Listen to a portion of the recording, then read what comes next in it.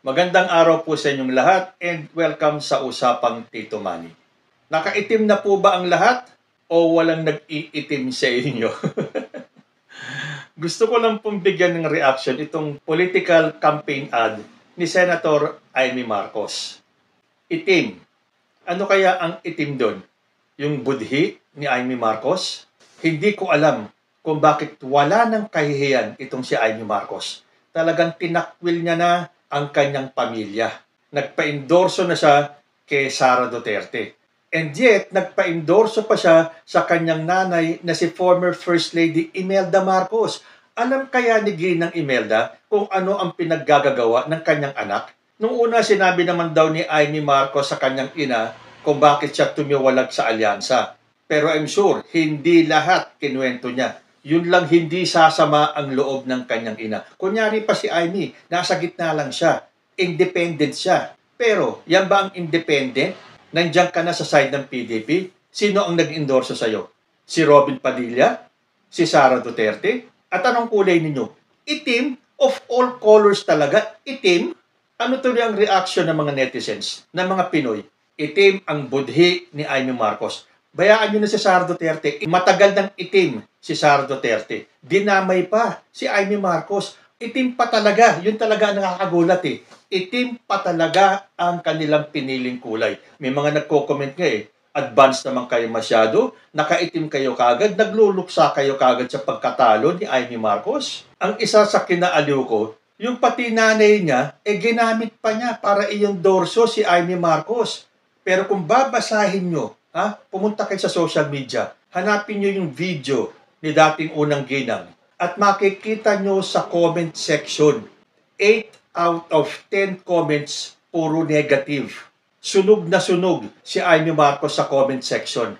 At kung natatandaan nyo pa yung sinabi ni Amy Marcos noon, hindi daw sila magkakahiwalay ng kanyang kapatid dahil iisa ang kanilang pinanggalingan at walang pwedeng magpahiwalay sa kanila. Hindi daw sa pagkokontra. Hindi daw sila makakahiwalay dahil galing sila sa iisang puno. Plastic talaga ni Amy, ano? Ito yung time na nakikita na natin na siya ay nakakiling sa mga Duterte. Pero ito, yung statement niya na to, kunyari hindi sila makakahiwalay ever ng kanyang kapatid. Pinoprotektahan daw niya ang pangalan nila. Ito ba ang ibig mong sabihin na pinoprotektahan mo ang pangalang Marcos? Sinisira mo ang pangalang Marcos. Ipinaglaban nyo ng mahabang panahon para lang gibain, para lang masiyahan ang mga Duterte. Hindi mo kami mabubudol, Amy. Kami ang nakakakita ng mga pinaggagawa mo. Hindi mo ma-i-deny na ikaw ay solid Duterte. Di ba ikaw pa nga nagsabi, kahit na ikaw na lang ang natitirang kaibigan ni Duterte, hindi mo siya iiwanan. Well, okay, fine. Huwag mo siyang iwanan. Pero huwag kang makakaasa ng iboboto ka pa ng mga loyalista. Kahit na gamitin mo pa si former First Lady, ang nanay mo, para ikaw ay i-endorso, para ikaw ay kampanya, sad to say, reading the comments, majority na ng mga loyalista ang ayaw sa'yo. At doon sa mga nagsasabi na iboboto ka pa rin dahil Marcos loyalist sila, tingnan natin kung iboboto nyo pa rin si Amy Marcos sa ginawa niyang ito. Basahin ko po yung dialogue nila ni Sara Duterte sa political ad nila. Hindi ko na lang po ipapanood sa inyo, hanapin nyo na lang sa YouTube, panoorin ninyo. Hindi ko kasi masikmurang ipakita sa inyo eh. Dahil sigurado, kukulo ang dugo ninyo sa galit nito kay Amy Marcos. Ang magiging tanong ninyo, kapatid ba talaga ni Bongbong Marcos itong si Amy Marcos? Ito po ang takbo ng kanilang dialogue. Sabi ni Sara Duterte, itim ngayon ang kulay ng bansa. Lumabas kayo. Tingnan nyo nga kung maraming nakaitim. Lalo na ngayon, mainit ang panahon, summer. Kapag nag-itim ka, ay talagang ma-absorb mo lahat ng init ng araw. Kaya sabi sa inyo mali itong itim na kinuha nila Sana ibang kulay na lang. Pero itim, dahil sabi nga ni Sara, itim daw ngayon ang kulay ng bansa. Mali, itim ang kulay ng mga DDS. Huwag mong lahatin, Sara Duterte. Hindi ang buong bansa ang nagluluksa. Kayo lang. Kayong mga DDS lang ang nagluluksa. Kayo lang ang nakakulay itim. Sabi pa nila, sa gutom at krimen nagluluksa. Gutom at krimen nagluluksa. Teka muna, matanong ko nga. Sagutin nyo nga sa comment section, nung panahon ba ni former President Rodrigo Duterte, hindi ba tayo nakaranas ng gutom? Wala bang krimen nung panahon ni dating Pangulo? Hindi ba matatawag na krimen yung mga napatay sa EJK? Ipaliwanag mo nga, Amy Marcos. Kung nung panahon ni Cory, ni Ramos, ni Estrada, ni Gloria, ni Pinoy, wala ba? Wala bang nagutom nun? Wala bang naging krimen doon? Kung paniniwalaan natin libo-libong napatay sa EJK, hindi mo ba tatawagin krimen yun, Amy Marcos? Bakit sinisingle out nyo itong panahon ni President Bongbong Marcos? Na paghahalata kayo Mag-research muna kayo. Ang ginagawa nyo, minamind condition nyo ang taong bayan na talagang taggutom tayo. Samantalang kung magbabasa kayo ng mga balita, ang Pilipinas ang isa sa pinakamalakas at umaasenso at tumataas pagdating sa ekonomiya. Pero siyempre, itong mga katulad ni Sara Duterte at ni Amy Marcos, hindi pwedeng yan ang ibalita. Ang ibalita natin, sobra ang gutom, sobra ang krimen. Magpunta nga kayo sa mga mall, punong-puno ang mga mall. Puntahan ninyo yung mga kainan, punong-puno ang mga tao. Yung mga nagugutom lang, yung mga tamad, yung mga ayaw kumilos, ayaw maghanap ng trabaho, umaasa lang sa ayuda ng gobyerno. At yung mga sinasabing gutom sila, yan ang mga pakawala ng mga DDS. Kailangan na lang ipakalat sa buong Pilipinas na nagugutom tayo. Yes, hindi pa po nawawala ang gutom. Kahit na sino ang naging presidente, hindi po na-eradicate ang hunger and krimen. Sasabihin pa kasi, kaya mataas ang krimen ay dahil sa droga. Pero kung maaalala ninyo, yung statement ni former President Rodrigo Duterte, ito po balita ng GMA News noong April 2019. Sa ikatlong taon ng kanyang termino, sinabi ni Pangulong Duterte na hindi niya kayang kontrolin ang illegal na droga sa Pilipinas. Ito po ang sinabi ni Duterte. Ang droga, hindi ko nga makontrol. Pinapatay ko na nga ang mga hindot na yan. Nandyan pa rin yung droga. Mas lalo tuloy tumindi. Panahon nito ni former President. Tapos sasabihin nila, ngayon daw naglabasan ang mga drug addict. Tumaas daw ang insidente ng mga droga. Samantalang si Duterte mismo ang nagsabi noong pang 2019, siya pa ang nakaupong presidente. Sinabi niya, pinapatay ko na ang mga hindot na yan. Nandyan pa rin yung droga. Mas lalo tuloy tumindi. O nakita nyo, talagang inaamin ni Duterte yung mga pagpatay. Tapos sasabihin nyo, mas matindi ngayon ang krimen. Tuloy ko, gutom pa sa hustisya.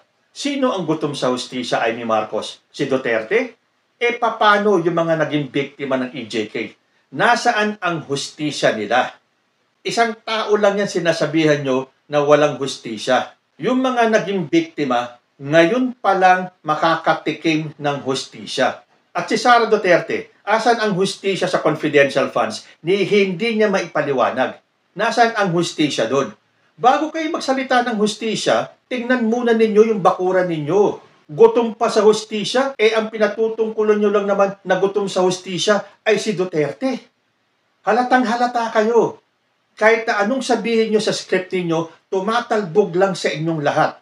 Ito pa sinabi, ginigipit ang hindi kaalyansa. Ginipit ka na ba ng ating Pangulo, Amy Marcos? Ang dami-dami mo namang statement Pinatulang ka ba ni President Bongbong Marcos? Well, wala pa akong naririnig. Pinababayaan ka lang magsalita ng magsalita dahil ikaw ay nag-ala Duterte na rin talaga. Puro kyaw-kyaw, puro dakdak. Wala naman mga ebidensyang mailabas. O kasi ang gusto mo, ikaw ang mas matalino. Ikaw ang mas nakakaalam ng mga solusyon sa problema ng bansa. Iyon ang gusto mong itatak sa isipan ng taong bayan. Wala nang naniniwala sa'yo, Amy. O konti na lang ang napapaniwala mo. Tapos nagpa-endorso ka pa kay Sara Duterte, sirang-sira na rin ang imahe ni Sara. Kaya tama lang yung kulay nyo, itim. Magluksa kayo kasi this is the end of your political careers. Kaya nakakatawa naman to, ginigipit ang hindi kaalyansa. Wala akong nakikitang panggigipit sa'yo, Amy. Libreng-libre ka nga magsalita at gawin ang gusto mo Kaya lang, nakakatawa dito, yung sinabi mo na ikaw ay nasa gitna. Gitna ba yan? Andiyan ka sa mga Duterte? Hindi gitna yan. Hindi nagpapakita na ikaw ay independent. Ikaw ay umaasa sa mga Duterte. Tingnan natin sa darating na eleksyon. Tandaan mo, hindi lahat ng DDS ay sang-ayon sa ginawa ni Sara Duterte na i-endorso ka. Isa sa alam ko, itong si Maharlika mismo, na sinabi niya na never again to Marcos. Ito naman si Harry Roque, tinawag ka pang mangga, hindi rin siya sigurado, pero nang dahil lang kay Sara Duterte, ay susuportahan ka na nila. Ano naman kaya ang masasabi ni Sal Panelo? Mapapahiya si Sal Panelo, dahil sabi pa nga ni Panelo, ikwento mo lahat yan sa lelang mo. Ngayon inendorso ka ni Sara, kainin kaya ni Sal Panelo yung sinabi niya? Tuloy ko, marami ang nagsasalita. Pero sino lang ba ang may ginawa? Sino ang may ginagawa? Nako, talagang bulag ka na, Amy. Hindi mo nakikita ang ginagawa ng kapatid mo? Marami daw ang nagsasalita. Anong sinasabi nila? Na walang ginagawa ang administrasyon na to? Puro kayo mga bulag. Pero tandaan ninyo, yung mga nagpapakalat na wala daw ginagawa ang ating presidente, na walang nangyayaring pag-unlad sa ating bayan, ay parte ng mga trolls, yung mga pakalat ng mga DDS, para magpakalat ng fake news, lalo na yung halalan. Maraming fake accounts, mga trolls, na naghahaleluya kay Rodrigo Duterte, na sinasabing best president ever, bring home PRRD, at kung ano-ano pang mga pang-mind condition sa taong bayan. At lalo na, ngayon papalapit na ang eleksyon.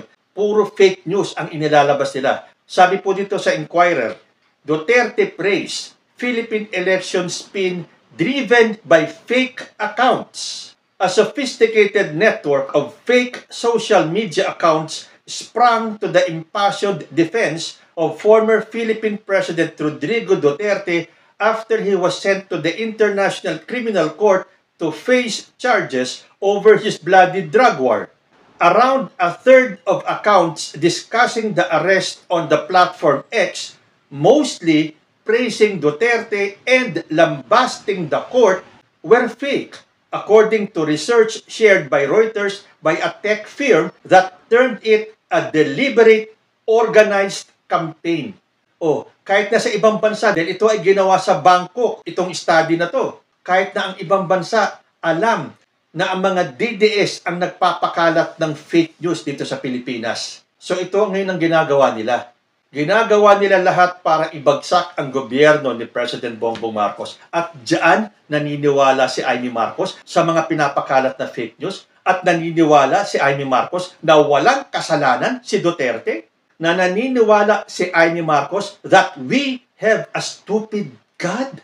Saan na napunta ang kaluluwa mo, Amy Marcos? Kung ganyan ang sinusuportahan mo ay ang minumura ang ating Panginoon Diyos. Okay lang, minura yung kapatid mo. Baliwala sa'yo.